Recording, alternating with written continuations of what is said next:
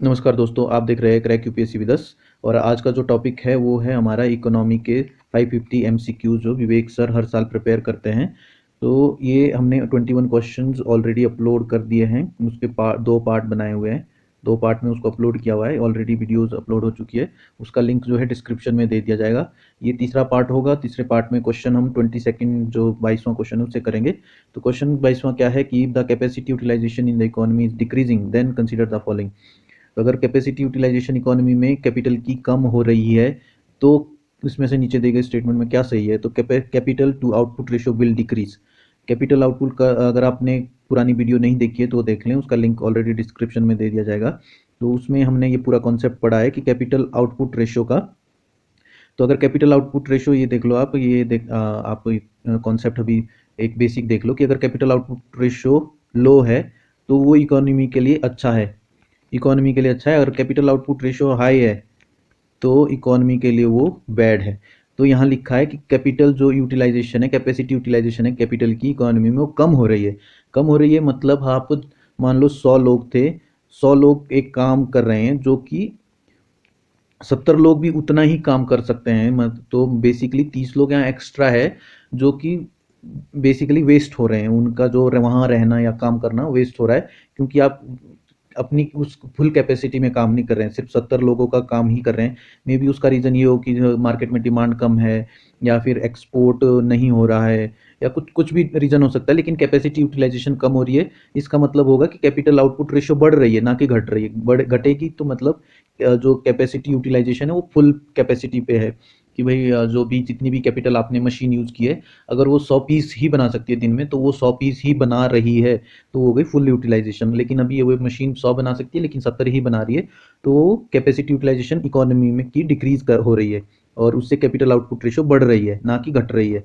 तो पहला जो तो स्टेटमेंट है वो गलत है। Per unit cost of production will increase.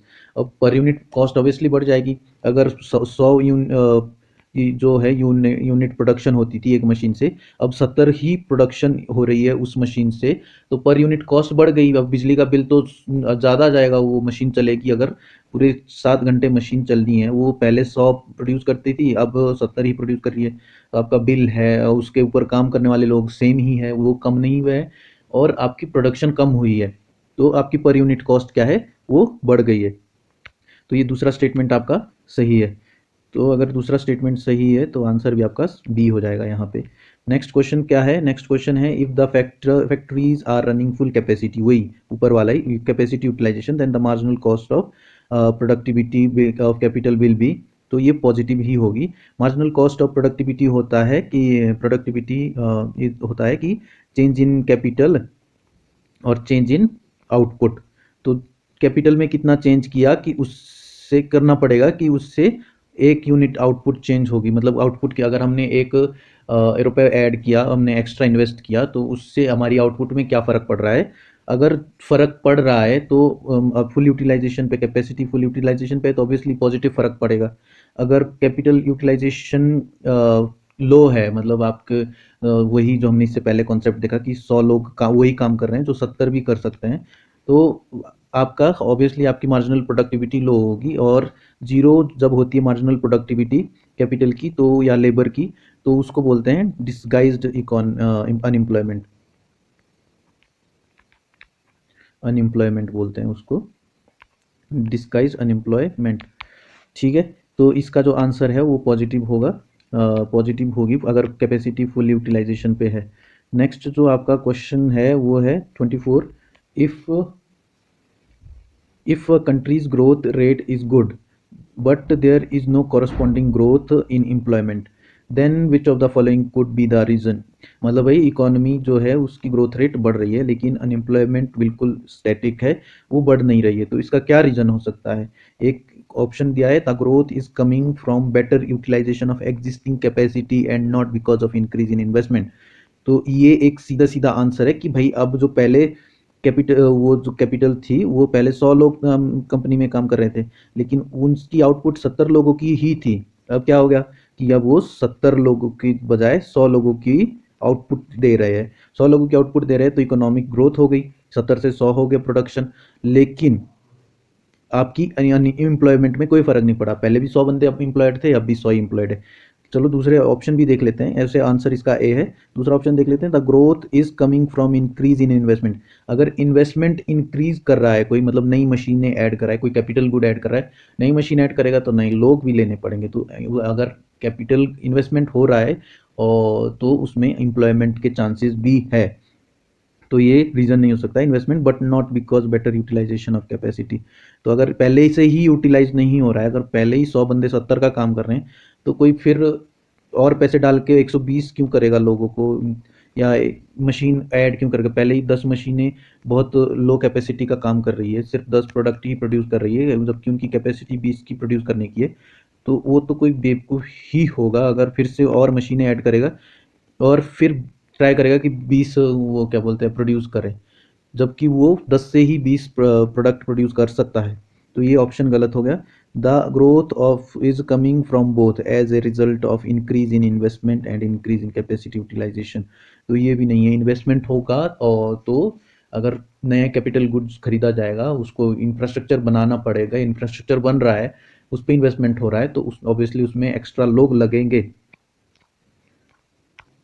तो नेक्स्ट जो क्वेश्चन है आपका, जो नेक्स्ट क्वेश्चन है वो है 25th जो क्वेश्चन है वो क्या बोलता है, economic growth in a country will be necessarily have to occur if. मतलब नेसेसरी लिखा है कि ऐसा क्या है, अगर वो हुआ तो इकोनॉमिक ग्रोथ होगी ही होगी। नेसेसरीली बोल दिया तो मतलब एक ऐसा ऑप्शन होना चाहिए जो हर केस में सही बैठे। तो there is a technological progress in the country. Technological progress हो सकती है, लेकिन ऐसा होगा कि मार्केट में डिमांड ही नहीं है। तो अगर प्रोग्रेस हो भी गई तो उससे ये थोड़ी होगा कि भाई वो प्रोडक्शन स्टार्ट हो जाएगी। टेक्नोलॉजिकल प्रोग्रेस, कोई नई इन्वेंशन आई है कि नई मशीन बना ली किसी ने, अब ज़रूरी थोड़ी है कि उसको सब लोग खरीद के वो फिर उससे प्रोडक्शन भी स्टार्ट कर देंगे, नहीं ऐसा नहीं होगा। तो ये हर केस में इससे हो सकता है कि अगर टेक्नोलॉजिकल प्रोग्रेस हुई तो प्रोडक्शन की स्पीड बढ़ जाएगी, स्पीड बढ़ जाएगी तो इकोनॉमिक ग्रोथ होगी, लेकिन हर केस में ये सही नहीं है। There is population growth in the country.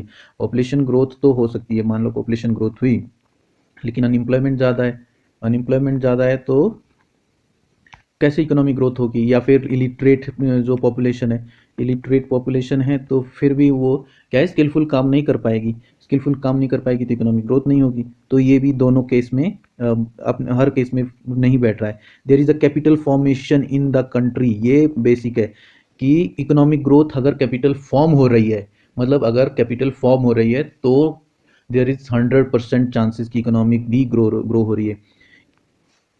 Sorry, investment तभी ही करता है कोई इंसान अगर उसको ये चांसेस दिख रहे हैं कि भाई ग्रोथ हो रही है, उसमें इन्वेस्टमेंट करके फ़ायदा है। अगर मुझे पता है कि मेरी अगर मैं नई मशीन लूँगा तो अगले 1 महीने बंद ही रहने वाली है, तो मैं वो नहीं लूँगा, वो मशीन क्यों लूँगा, मैं फिर तभी लूँगा जब मुझे डिमांड होगी। तो कैपिटल फॉर्म हो रही है मतलब इकोनॉमिक ग्रो हो रही है। तो ये आंसर है इसका, सी आंसर होगा। There is countries, the countries export are increasing. तो ये भी है, एक्सपोर्ट बढ़ने का एक रीज़न ये भी हो सकता है कि क्या बोलते हैं, इंडिया में डिमांड किसी चीज़ की कम है तो उसका एक्सपोर्ट बढ़ गया है। तो लेकिन ज़रूरी नहीं कि वो इकोनॉमिक ग्रोथ का इंडिकेटर हो। नेक्स्ट जो क्वेश्चन है हमारे पास वो आ गया है 26 क्वेश्चन है, a country is going through a phase of industrialisation. अब इंडस्ट्रियलाइजेशन हो रही है इस कंट्री में। मान लो जैसे हमारे 1991 में इंडिया में बेसिकली एलपीजी हुआ, फिर बाहर की कंपनियां आई तो थोड़ा बहुत इंडस्ट्रियलाइजेशन स्टार्ट हो गई। मतलब इंडस्ट्रियलाइज पहले भी था लेकिन एक गवर्नमेंट कंट्रोल्ड एनवायरनमेंट में था। तो इसका क्या, कौन सी स्टेटमेंट इसमें से सही होगी। एक तो capital to labour ratio increase होगी, कैपिटल टू लेबर रेशियो, तो कैपिटल पर बंदा ज़्यादा लगेगी। इंडस्ट्रियलाइज हो रहा है, पहले मान लो होगा कि 10 मशीन थी और 10 लोग उस पर काम कर रहे थे, है ना। कैपिटल टू लेबर रेशियो बढ़ जाएगी कि अब ज़्यादा वो कैपिटल इंड्यूस करेंगे, क्योंकि अब मशीन आ गई है ऐसी जो ज़्यादा प्रोडक्शन कर सकता है। मान लो पहले सिर्फ ये पहले वाली मशीन, एक मशीन सिर्फ 10 चीज़ें प्रोड्यूस कर सकती है, लेकिन अभी जो मशीन ली है वो 20-30 चीज़ें प्रोड्यूस कर सकती है। अगर वो कर सकती है तो हम इस पे पैसा खर्च करेंगे, इस पे पैसा खर्च करेंगे तो मतलब ज़्यादा पैसा लगेगा लेकिन लेबर तो वही है। लेबर तो 10 ही बंदे हैं, 10 ही बंदे हम उन्हीं 10 नई मशीनों को यूज़ करेंगे। तो capital to labour ratio increase होगी, प्रोडक्टिविटी ऑफ लेबर इंक्रीज होगी, प्रोडक्टिविटी भी लेबर की इंक्रीज होगी।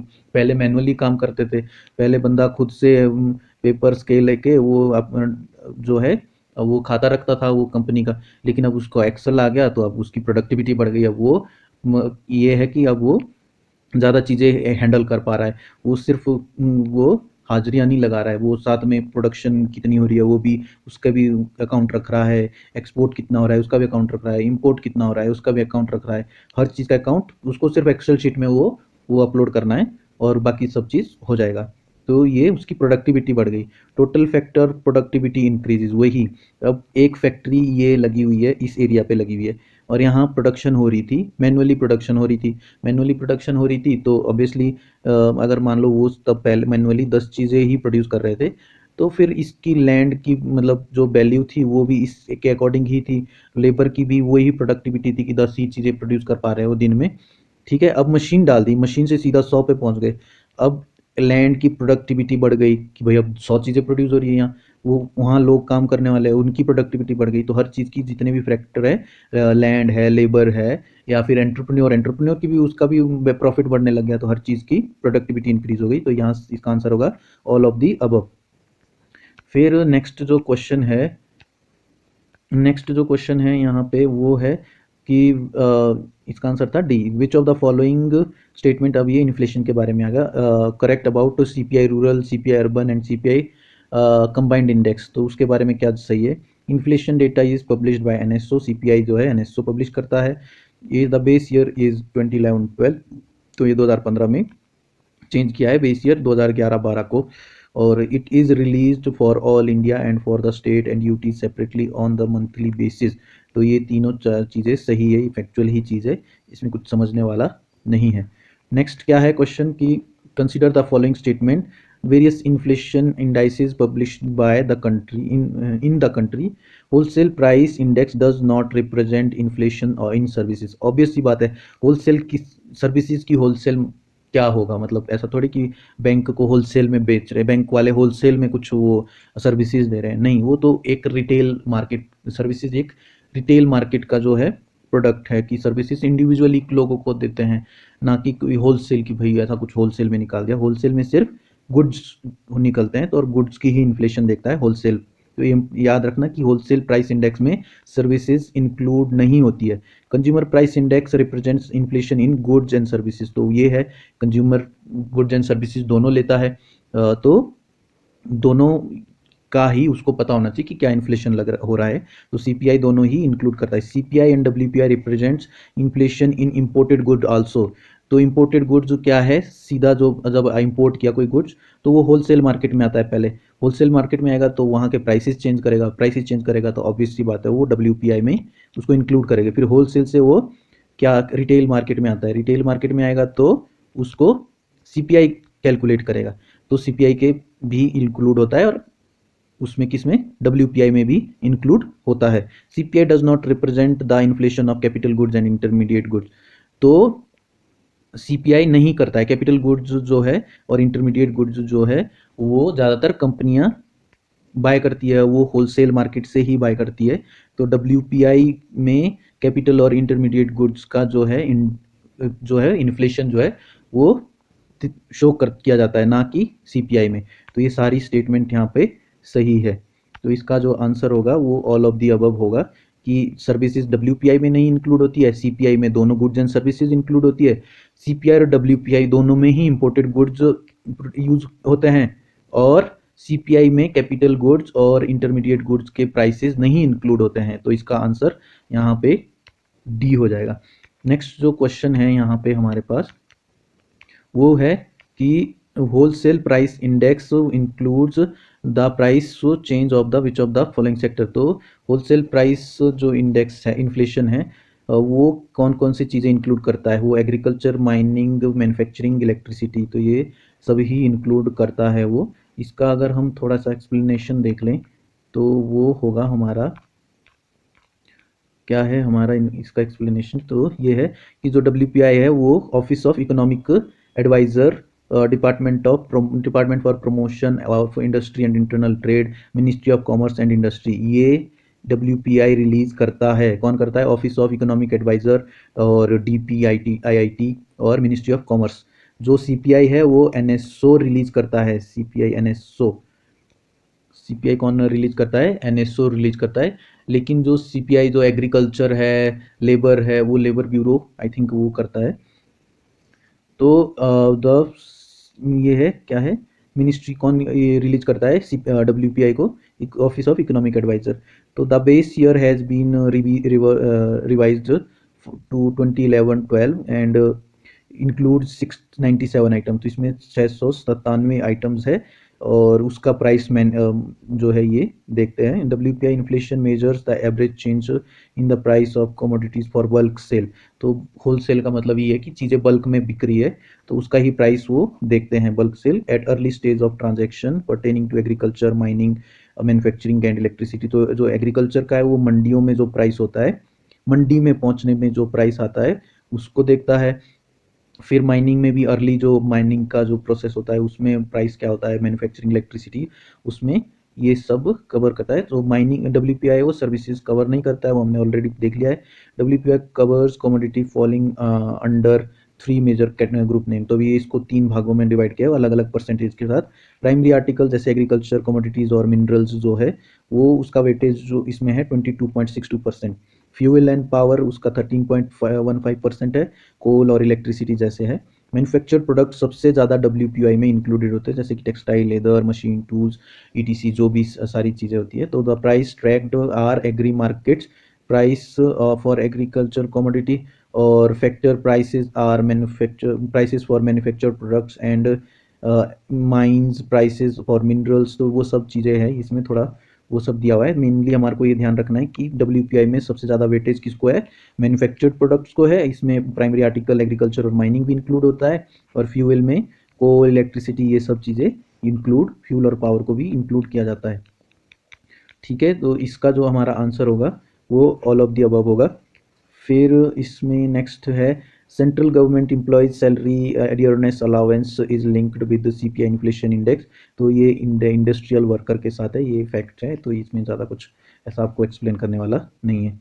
फिर है कि consider the following statement regarding current wholesale price index series with base year. तो इसमें क्या दिया हुआ है कि जो ये नीचे स्टेटमेंट दी हुई है उनको हम कंसिडर करेंगे। The weightage of the commodities in WPI baskets are fixed till the revision change in base year. हाँ, तो ये जब बेस ईयर चेंज होता है तभी ही वो बास्केट का जो रिवीजन होता है कि वेटेज उस चेंजेस होते हैं। जो अभी हमने देखा कि उसमें मैन्युफैक्चरिंग प्रोडक्ट्स के लिए सबसे ज़्यादा वेटेज है, 62 समथिंग परसेंटेज है। फिर the weight of commodities in WPI basket are determined based on domestic production plus net export. नहीं, एक्सपोर्ट तो बाहर जा रहा है, उसका हमसे कोई लेना देना नहीं है, इन्फ्लेशन से कोई लेना देना नहीं है। यहाँ होता है कि weightage of commodities in WPI basket are determined based on domestic production plus net import, क्योंकि इम्पोर्ट हमारा क्या इन्फ्लेशन को इंक्रीज या डिक्रीज कर सकता है। अगर यहाँ इन्फ्लेशन ज़्यादा है तो इम्पोर्ट किया और जैसे ही उसका प्रोडक्ट जो है प्रोडक्ट्स आने लगे बाहर से तो डिमांड मीट हो गई, डिमांड मीट हो गई या एक्सेस में हमने इंपोर्ट कर लिया तो उसके प्राइस क्या है, डाउन हो जाएंगे। तो इंपोर्ट जो है वो प्राइस को बहुत ज़्यादा इन्फ्लुएंस करता है, तो इसमें इंपोर्ट आएगा ना कि एक्सपोर्ट आएगा, तो ये स्टेटमेंट गलत है। फिर the weights of the commodities in the WPI are determined based on domestic production plus net import. हाँ, ये दोनों ही दिए हुए हैं यहाँ, तो ये दोनों कॉन्ट्राडिक्टरी है। ये इसमें से दूसरा सही है, पहला तीसरा सही है, दूसरा गलत है। Manufactured products have the highest weightage, तो वो मैंने बताया कि 62% है और बाकी चीज़ों को कम है। तो इसमें आंसर क्या होगा? 134। ठीक है, तो ये बेसिक फैक्चुअल चीज़ें हैं, इस पे ज़्यादा आपको ये भी ऐसा कुछ है नहीं। यहाँ ये दिया हुआ है इफ़ द इकोनॉमिक ग्रोथ इन 22-23, तो ये 23-24 मान लो, ये सिर्फ एग्जांपल के लिए दिया हुआ है। Is 8%, the nominal growth of GDP of name same period is 12%। तो GDP डिफ्लेटर क्या होता है? GDP डिफ्लेटर क्या होता है? हमको सिर्फ फॉर्मूला जानने की ज़रूरत है, यहाँ ज़्यादा ये इस कैलकुलेशन में जाने की ज़रूरत नहीं है। डिफ्लेटर, GDP डिफ्लेटर क्या होता है? Nominal GDP by real GDP। तो बस अब आप कैलकुलेट कर लो, या तो परसेंटेज टर्म में ही कैलकुलेट कर लो, या इसको पहले नंबर में कन्वर्ट करो, परसेंटेज हटा के, और उसको जैसे भी आप बेसिक कैलकुलेशन है, तो वो जब आप कैलकुलेट करोगे तो वो लेस देन 4% आएगा। वापस परसेंटेज में कन्वर्ट करेंगे तो 3.5 to 7% आएगा, और अगर उसको ऐसे नंबर में कैलकुलेट करोगे तो 1 पॉइंट समथिंग समथिंग आएगा। तो वो बेसिक ये है कि 4 से कम हो जाएगा। तो आप ये उसका फॉर्मूला है जीडीपी डिफ्लेटर का, nominal GDP by real GDP. ठीक है। फिर नेक्स्ट जो हमारे पास क्वेश्चन है वो है कि consider the following statement with reference to income elasticity of demand. तो it measures the responsiveness of demand for the particular good to change in consumer income. और दूसरा क्या है कि using this concept it is possible to tell the particular good represent necessity और a luxury. तो income elasticity of demand क्या होता है? इनकम इलास्टिसिटी ऑफ डिमांड होता है कि भाई मान लो इनकम बढ़ी, अगर इनकम बढ़ रही है तो क्या ये प्रोडक्ट की डिमांड बढ़ रही है? अगर डिमांड बढ़ रही है इनकम के साथ तो मतलब ये लग्जरी गुड है, क्योंकि अगर पैसा आएगा तभी तुम लग्जरी की तरफ जाएंगे, अदरवाइज लग्जरी नहीं कोई अफोर्ड कर सकता है। लेकिन अगर आपकी इनकम बढ़ी लेकिन डिमांड जो पहले थी अभी भी सेम है, तो वो नेसेसिटी गुड है। नेसेसिटी गुड की मतलब वो ज़रूरत की चीज़ है, हमेशा चाहिए ही चाहिए। जैसे कि आप नेसेसिटी गुड में क्या ले सकते हैं, जैसे आप ये आपका हो गया टी हो गया, आप चाहे आप गरीब, पैसा कम हो रहा हो ज़्यादा हो रहा हो, आप चाय चाय पियेंगे आप, तो उसमें फिर आपका चीनी वो सब चीज़ें भी लगती है। बाकी वो थोड़ा बहुत होता है कि आप चीनी का रेट बढ़ गया तो शायद कम करेंगे चीनी को यूज़ करना, बट नॉर्मल एक रहता है। या फिर आटा है, अब वो आटा जो नॉर्मल एक चक्की का आटा है वो आप लेते ही लेते हैं, चाहे आपकी इकोनॉमिक हालत कैसी भी हो। लेकिन अगर आप कोई लग्जरी कार की चीज़ में डिमांड बढ़ गई, कार की सेल में डिमांड बढ़ गई, और तो इसका मतलब है कि आपकी इनकम भी जो है वो बढ़ गई है। ठीक है। तो इसके इसमें दोनों ही आपके आंसर हो जाएंगे, दोनों ही सही है कि भाई वो एक तो जो इनकम इलास्टिसिटी ऑफ डिमांड है वो क्या है, it measure the responsiveness of demand for a particular goods to changes in the consumer income. ठीक है। नेक्स्ट जो आपका है इसमें क्वेश्चन, नेक्स्ट जो क्वेश्चन है वो है, उसमें आपका जो आंसर हमने देख लिया। नेक्स्ट जो क्वेश्चन है 34th क्वेश्चन, उसमें क्या है कि which of the following are the true regarding terms of trade of the country with another country. It is the ratio of export price index to import price index. It is ratio of the value of export to value of import. It is a measure of how much import of a country can get for the unit of exported goods. तो ये exact definition है, term of trade increases with increase in export price of exported goods. तो basic अगर आपको simple इसमें, क्योंकि ये बहुत ही टेक्निकल चीज़ है, ये यूपीएससी इतना टेक्निकल चीज़ें नहीं पूछता है, तो अगर आपको देखना है टीओटी क्या है, टीओटी मान लो हम सिर्फ एक एक चीज़ हम हमारे देश से एक्सपोर्ट हो रही है और एक ही चीज़ इंपोर्ट हो रही है, बेसिक टर्म्स को समझने के लिए। मान लो हमारे देश से आप बेसिकली आप क्या एक्सपोर्ट कर रहे हो, एप्पल एक्सपोर्ट कर रहे हो। एप्पल एक्सपोर्ट करोगे तो एप्पल का जो रेट है वो 120 रुपये के जी है, 120 रुपये पर के जी है, 120 रुपये पर के जी है। तो क्या हो गया, और जो हम इंपोर्ट कर रहे हैं ये एक्सपोर्ट कर रहे हैं, अगर वो जो हम इंपोर्ट कर रहे हैं वो ऑरेंज कर रहे हैं, और उसका रेट 40 पर केजी है, 40 पर केजी है। तो अब इसमें क्या दर्शाता है कि जो हमारा एक्सपोर्ट है, अगर हम 1 केजी एप्पल एक्सपोर्ट कर रहे हैं तो हम यहाँ 1 किलो जो एप्पल जो एक्सपोर्ट कर रहे हैं उसके बेसिस पे हम 3 किलो ऑरेंज इंपोर्ट अफोर्ड कर सकते हैं। तो वही टर्म ऑफ ट्रेड है कि हम कितना एक्सपोर्ट, अपने एक्सपोर्ट पे कितना इंपोर्ट जो है वो कितना इंपोर्ट कर सकते हैं, कितना सस्टेन कर सकते हैं हम इंपोर्ट। तो वही है कि अगर अब इसका रेट बढ़ जाएगा तो ऑब्वियस सी बात है हम और ज़्यादा ही ये जो है ऑरेंजेस इंपोर्ट कर सकते हैं। तो ये दिया है कि term of trade increases with increase the price of trade goods. ठीक है। और ये it is a measure of how much import a country can get unit of exported goods। तो ये सही है। it is the ratio of value of export to value of import। और it is the ratio of price index import to import price index। तो इसका जो answer है हमारा वो हम देखेंगे। बेसिक जो इसका आंसर होगा वो आंसर है इसका सी। इसका आंसर है हमारे पास, इसका आंसर है हमारे पास सी। तो ये जो दूसरी जो टर्म है वो वैल्यू नहीं है इसमें, value of import and value of export नहीं है इसमें। हम it is the ratio of price index. ये हमने जो है एग्जांपल लिया है वो बेसिकली एक सिंगल लेवल पे लिया है, लेकिन अगर आप ज़्यादा चीज़ एक्सपोर्ट इंपोर्ट कर रहे हैं तो हम वहाँ इंडेक्स मैच करते हैं, ना कि वैल्यू। उसकी वैल्यू तो उसकी जो है ऊपर नीचे हो सकती है, लेकिन जो इंडेक्स है जब उसको इंडेक्स करेंगे, क्योंकि हमारे देश की वो जो इंपोर्ट एक्सपोर्ट की वैल्यू वो जीडीपी टर्म्स और इन सब चीज़ों पे डिपेंड करती है। तो नेक्स्ट जो हमारे पास क्वेश्चन है यहाँ पे वो है कि which of the following is a common measure of degree of openness in of an economy. तो export and import share in world GDP, और नेक्स्ट जो है यहाँ पे balance of payment as a percentage of GDP, trade balance as a percentage of GDP, export import of goods and services as a percentage of GDP. तो openness का यही मतलब है कि ओपननेस का मतलब आंसर डी है इसका। Openness is measured as export plus import of goods and services of a country as a percentage of its GDP, कि जीडीपी के परसेंटेज पे कितना एक्सपोर्ट इंपोर्ट हो रहा है गुड्स एंड सर्विसेज का। गुड्स एंड सर्विसेज हम इंपोर्ट और एक्सपोर्ट कितना कर रहे हैं जीडीपी के परसेंटेज पे, उसको बोलते हैं ओपननेस ऑफ, क्या बोलते हैं, openness, degree of openness. Next जो क्वेश्चन है वो है consider the following statement regarding export of goods and services as a percentage of GDP has steadily decrease.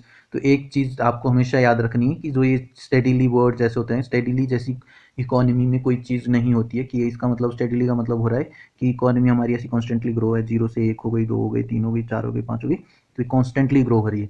हमेशा कुछ ना कुछ या तो एकदम ऐसे बढ़ जाएगी, या फिर एकदम ऐसे गिर जाएगी, या फ्लैट चलेगी, या फिर फ्लक्चुएट करेगी, लेकिन ऐसा कांस्टेंट स्टेडीली ग्रोथ नहीं होता है। स्टेडीली का बिल्कुल मतलब अगर हर साल 1% ज़्यादा हो रही है, 1 से 2 हो गई, 3 हो गई, तो हर साल उतनी वैसे नहीं 1 से 2 हो गई और फिर अगले साल 2 से 3.5 हो गई, तो वो या तो एक्सपोनेंशियली बढ़ रही है या कम हो रही है, तो वो स्टेडीली जहाँ होगा वो ज़्यादातर चांसेस है कि नहीं होगा। फिर import of goods and services as a percentage of GDP has steadily increase in the last decade, तो ये भी गलत है। Trade as a percentage of GDP steadily decrease last decade, वही steadily. Services trade balance has consistently been positive, तो यहाँ सिर्फ ये बोला है कि कंसिस्टेंटली पॉजिटिव है, ये नहीं बोला है कि स्टेडीली ऊपर बढ़ रहा है, या मतलब ऐसा कि भाई स्टेडीली ग्रोथ कर रहा है। पॉजिटिव बताया कि भाई हमेशा हमारा वो पॉजिटिव ऐसा भी हो सकता है कि मान लो जो हमारा सर्विसेज में जो ट्रेड है वो जो एक्सपोर्ट है वो 100 है और इंपोर्ट 99 है, और फिर नेक्स्ट ईयर वो 101 हो गया और यहाँ 98 हो गया, फिर वो 100.5 हो गया और ये 100 हो गया। तो बेसिकली इसका मतलब है कि पॉजिटिव है सिर्फ, तो वो हमको देखना होगा कि कंसिस्टेंटली पॉजिटिव है वो हमारा जो है सर्विसेज में हमेशा ट्रेड बैलेंस पॉजिटिव ही रहता है, तो इसका आंसर सी हो जाएगा। तो नेक्स्ट क्वेश्चन जो है, और ये लास्ट क्वेश्चन है आज का, विच of the following commodities had the highest share of merchandise export last year. तो एक्सपोर्ट हमारा पेट्रोलियम प्रोडक्ट्स का है, इंपोर्ट भी क्रूड ऑयल का है और एक्सपोर्ट भी पेट्रोलियम प्रोडक्ट्स का है, तो ये इंपॉर्टेंट चीज़ है। ये वैसे भी करंट का क्वेश्चन था, तो ये लास्ट ईयर के लिए ज़्यादा एप्लीकेबल था, इस बार नहीं। तो ये हमारा पहला चैप्टर जो है उसका कंप्लीट हो गया है। अब हम कल से बैंकिंग और मनी से रिलेटेड जो क्वेश्चन है वो चैप्टर शुरू करेंगे। So thank you for watching.